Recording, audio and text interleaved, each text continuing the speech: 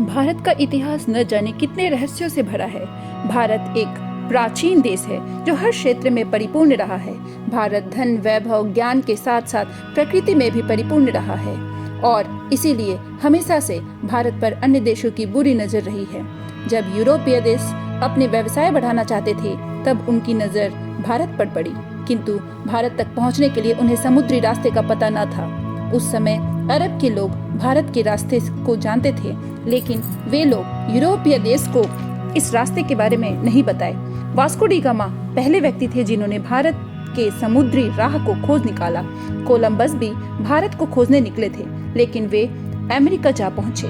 आजकल छात्रों को यह पढ़ाया जा रहा है कि वास्को डी गामा ने भारत की खोज की थी, जो कि बिल्कुल गलत है। जबकि पढ़ाया ये जाना चाहिए कि वास्को डी गामा ने पहली बार यूरोपियों को भारत तक पहुंचने की मार्ग की खोज की थी। वास्तव में हुआ कुछ ऐसा था कि भारत को जो विभिन्न मसालों के उपज क्षेत्र रहा है, अरब के व्यापारी भारत से मसाले लेकर यूरोप को बेचते थे। ये व्यापारी यूरोप को भारत के बारे में नहीं बताए थे, परंतु यूरोप के देशों ने इस बात का पता लगा लिया था कि अरबों से खरीदी जाने वाली मसाले अरब में नहीं उगते हैं, ये लोग किसी दूसरे देश से लाते हैं। अब यूरोपियन यह जानना चाहते थे कि मसाले लाते किस देश से है।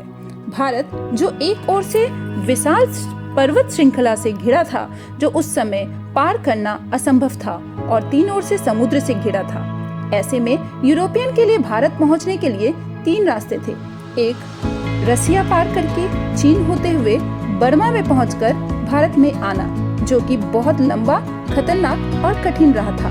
दूसरा रास्ता था अरब और ईरान को पार करके भारत पहुंचना, परंतु ये रास्ता अरब के लोग प्रयोग करते थे और वे किसी दूसरे देश को घुसने नहीं देते थे। तीसरा रास्ता समुद्र का था, जिसे पार करने के लिए समुद्र के सीने से गुजरना था। वास्को डी गामा एक पुर्तगाली था जो पेशे से एक नाविक था। इनका जन्म 1469 में पुर्तगाल के साइनेस में हुआ था। कई लोगों का मानना है कि 1460 में इनका जन्म हुआ था। इस बात पर द्वंद्व रहा है। यूरोप के देशों में भारतीय मसालों की, जो कि अरबों से खरीदी जाती थी, बहुत मांग थी। यूरोपीय देश भारत पहुंचना चाहते थे, लेकिन उनके लिए भारत पहुंचने का रास्ता दुर्गम था। उनको जो रास्ता दिखा वह ईरान, अफगानिस्तान से होकर जाना पड़ता था, जो कि बहुत खर्चीला और कठिन था। उन्हें ऐसे मार्ग की जरूरत थी जो कम समय में भारत ले जाए, जो कि केवल समुद्र के द्वारा ही संभव था। वास्को डी गामा ने इन रास्तों को खोजने की ठानी और वर्ष 8 जुलाई 1497 में अपने मित्रों के साथ निकल पड़े सफर पर। उनके जहाजी बेड़े में 4170 के करीब आदमियों का दल था। सबसे बड़े जहाज साओ ग्रेवियल पर वह स्वयं थे। सबसे पहले वे अफ्रीका के अंतिम छोर केप ऑफ गुड होप नामक स्थान पर पहुंचा। उसके बाद वह अफ्रीका के क्षेत्र मुसम्बा आया। वहां के राजा ने वास्को डी गामा की मदद की और उसे एक अरब का नाविक दिया जो कि भारत का रास्ता जानता था। वास्को डी गामा भारत कब आया? वास्को डी गामा का बेड़ा अफ्रीका महाद्वीप का चक्कर लगाकर हिंद महासागर में 20 मई 1498 को भारत के दक्षिण पश्चिम के तट पर स्थित कालीकट बंदरगाह केरल पहुंचा, जहां पर वास्को डी गामा ने अपने प्रमाण के रूप में स्थापित किया। उस समय कालीकट भारत के सबसे अधिक प्रसिद्ध एवं महत्वपूर्ण व्यापारिक केंद्रों में से एक था। यह सफर लगभग 10 महीनों का था। भारत आकर वास्को डी गामा स्थानीय राजा से व्यापार का समझौता किया। उसने कई प्रकार के मसाले खरीदे। भारत से पुर्तगाल लौटने के दौरान समुद्री तूफान से उसके जहाजी बेड़े को नुकसान पहुंचा। उसके कई साथी मारे गए। पुर्तगाल लौटने पर उसका भव्य स्वागत हुआ। दूसरी बार वह भारत में केरल के कालीकट पर आक्रमण कर दिया। भारत को हमेशा से सौम्य अतिथियों का स्वागत करने वाला है। उसको वास्को डी गामा ने उसका पूरा फायदा उठाया। वास्को डी गामा ने भारत पर कत्ले आम लूटपाट की। उसने यूरोप के लुटेरों, शासकों और व्यापारियों के लिए एक रास्ता बना दिया था। उसके बाद भारत पर कब्जा जमाने के लिए यूरोप के कई राज्यों ने कोशिश की और समय समय पर वे भारत आए।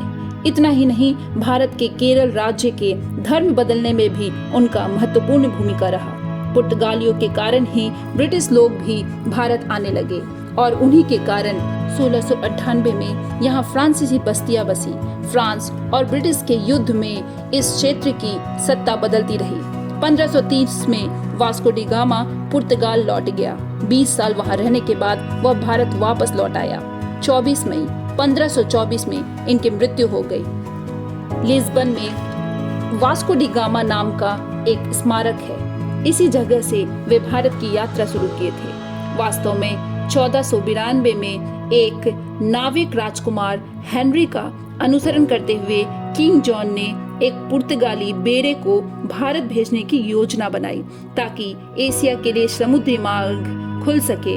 उनकी योजना मुसलमानों को पछाड़ने की थी, जिनका उस समय भारत और अन्य पूर्वी देशों के साथ व्यापार का एकाधिकार था। एस्टावो डी गामा को इस अभियान का नेतृत्व चुना गया, लेकिन उनकी मृत्यु के बाद इस कार्य का दायित्व वास्को डी गामा को सौंपा गया। ये कहना कि भारत की खोज कब हुई एक बेकार सवाल है। भारत किसी की खोज का मोहताज नहीं है। भारत का इतिहास करोड़ों साल पुरानी है। यह एक ऐसा संपन्न देश था जिसकी तुलना किसी भी अन्य देश से की ही नहीं जा सकती थी। भारत जो कि सोने की चिड़िया थी, इस पर अन्य देशों की नजर पड़ी और भारत के सरल सीधे लोगों का फायदा उठा लिया। यही कारण है कि भारत की आज यह परिस्थिति है। तो दोस्तों, आप कमेंट बॉक्स में कमेंट करके बताएं कि भारत की खोज का श्रेय क्या वास्को डी गामा को देना सही है या नहीं।